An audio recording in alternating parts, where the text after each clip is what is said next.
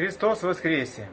От прихода храма апостола Симона Канонита от лица всех прихожан хочу выразить сердечную благодарность благотворительному фонду Архангела Михаила и всем жертвователям за помощь в приобретении 4 колоколов в мастерской Ильи Дроздихина. Как раз их доставили и развесили на звоннице накануне престольного праздника храма памяти апостола Симона Канонита. И теперь колокольный звон будет созывать людей на богослужение, строящийся апостольский храм, и призывать к молитве за всех благотворителей, жертвователей, благоукрасителей нашего храма.